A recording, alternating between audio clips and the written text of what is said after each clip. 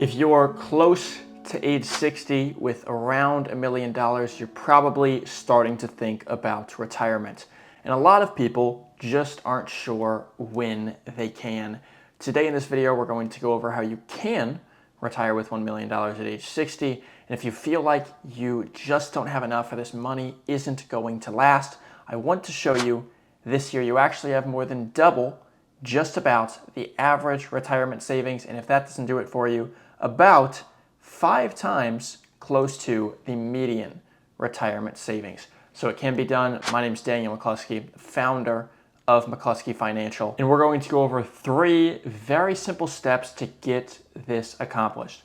First and foremost, this should be the most obvious on the list, but unfortunately, so many just don't do it. We need to have some sort of budget. We need to know the income that we're going to need throughout retirement as we age.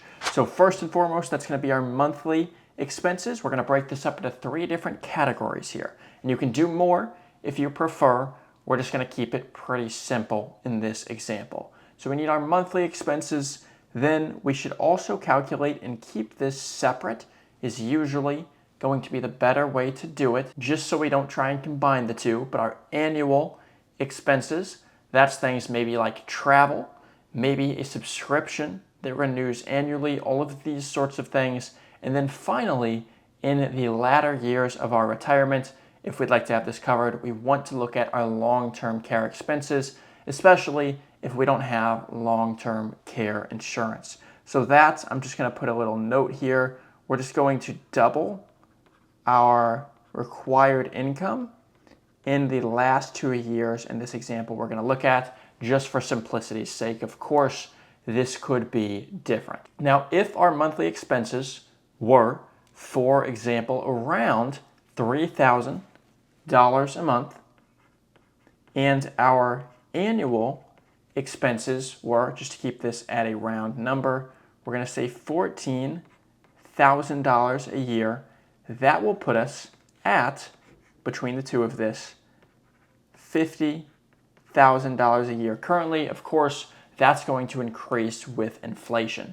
And I also just want to point out, if you don't think this is possible for you, it is. You just need to do a budget, and you'll probably realize so quickly there's so many things that you don't realize you're spending money on that you can probably cut out pretty easily. In fact, just earlier today, I was actually texting with someone near my hometown, a pre-retiree, and he was saying how in the next 5 to 7 years, when they do actually kick into retirement, that Social Security is going to be more than double their expenses. That will, of course, adjust for inflation every year with the cost of living adjustment that's on Social Security. That's for him and his wife combined. Perhaps they have large Social Security benefits. However, they can't be that large given that they were not waiting until age 70 each, even though it was a husband and spouse, and the maximum at age 70 is $5,100. So that times 2, and then of course decreasing that because they were taking it much earlier, says that this couple is actually able to have a much lower cost of living than most people think they actually need to retire. I used to also sell final expense insurance, and so many people are in the latter years of their life. Maybe they have to live with parents, maybe they live with a friend, whatever it is, but people who have $1,000 a month Social Security, they're struggling for sure. It's not like it is easy for them to live on $1,000 a month.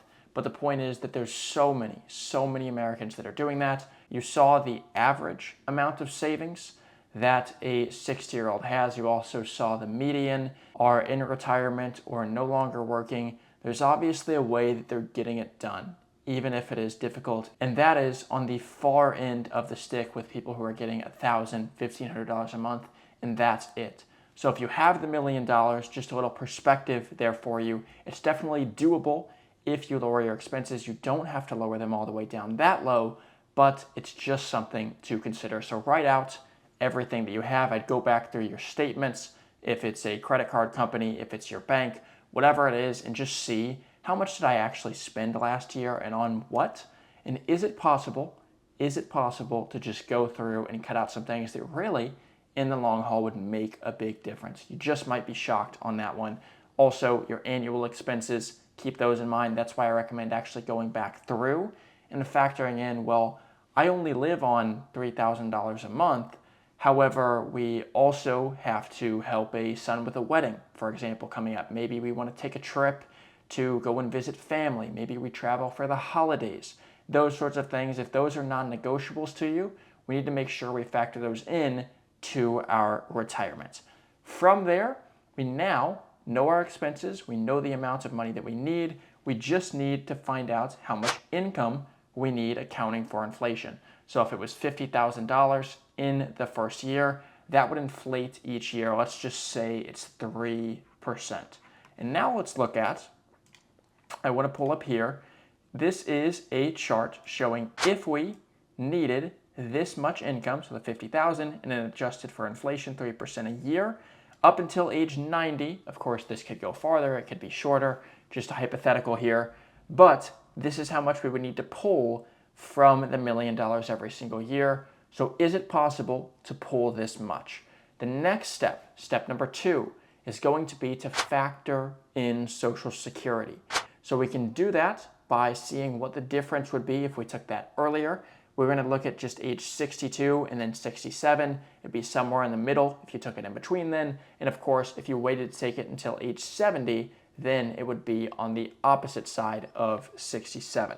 So in the first case, if we started taking Social Security at age 62, I put a $2,250 a month benefit.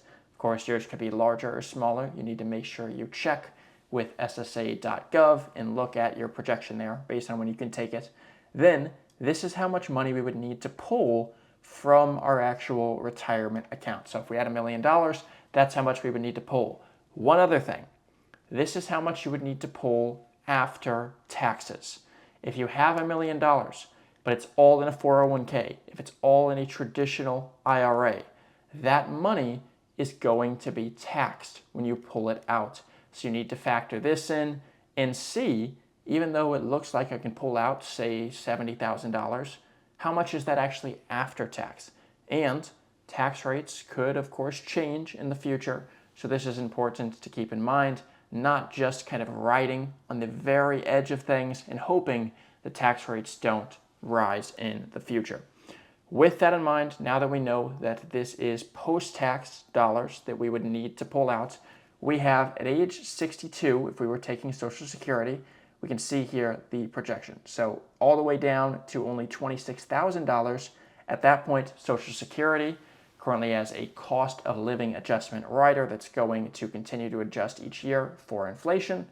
And that's why this number isn't going to be flat. So we're not just going to take $22.50 a month for the rest of our lives into perpetuity. It's actually going to get a little bit bigger each year. So that's how much we would need to take from there. If we sum this up at the very bottom here, we can see this would be about $1.279 million we would need after tax dollars.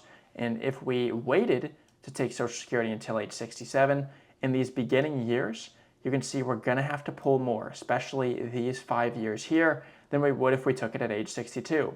The difference is, if we take it at age 67, now we only need to pull $20,000, a little over that, at age 67, whereas if we took it at age 62, we'd be pulling a little over $30,000 a year, and that difference is going to continue, and the gap is actually going to increase every single year into perpetuity.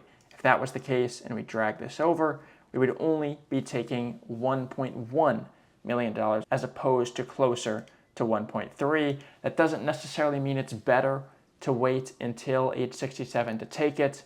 There's so many different factors in here, and there's also the value of a dollar now and the value of a dollar in the future. There's always going to be more value if we spend it earlier because we have it, we spent it. Inflation's currently where it is, there's less uncertainty. But if we wait, we don't know, for example, if we're going to be healthy in 5-10 years from now and actually going to be able to travel as much, just to name a couple examples. So that is step 2. First, we needed to count our expenses each and every year and adjust that for inflation to get the income we needed every single year into retirement. Second is that we factored in Social Security, and also I should have added, we put the long-term care expenses, that income should have doubled in the last 2 years. So if you factor that in, then keep that in mind as well. That should have been doubled.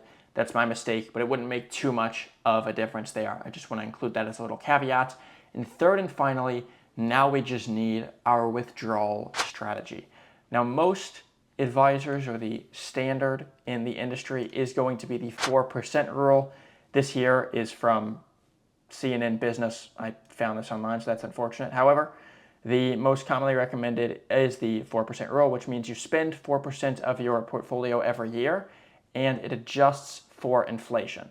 So basically, that doesn't mean it's 3% every single year. That's just how we calculated it. But if you retire in the first year is 3%, you'd withdraw 41.2 thousand. The next year it was 2%, 42,024. And you can see if we go back to our calculation and we change this to 40,000, for example, that's where that 41.2 is. And then this is a little bit higher because we did 3% instead of 2. And then you can also kind of determine, all right, well, now that I understand my withdrawal strategy, how much more can I take? How much less do I need to take? Is it 40,000? Could I take $60,000 a year? And you can kind of play with those numbers and adjust from there, see when it might make sense to take Social Security, and so on. Now, I want to point out that the 4% rule is derived here from CNN Business of the now retired financial advisor based on his 1994 work of a 50-50 split between large cap stocks and treasuries. He since then has said 4.5 to 4.7 is generally going to be a better rule of thumb. However, I want to scroll down here as well. If this worries you, for example, just not knowing how much money you're going to have to take each year, having that adjust for inflation all the time, having there be some uncertainty of what happens with the market, I'm also just going to point out there, this absolutely is not for everyone, but there are guaranteed income annuities that you could put $1 million into and get $70,000 a year guaranteed for the rest of your life. Now, of course, if the money was being put in a pre-tax dollar account, then of course that money would be taxable for the rest of your life. But even if that was the case, that would of course more than cover every single last bit of expenses that we have here if we had the $3,400 a month that we took at age 67.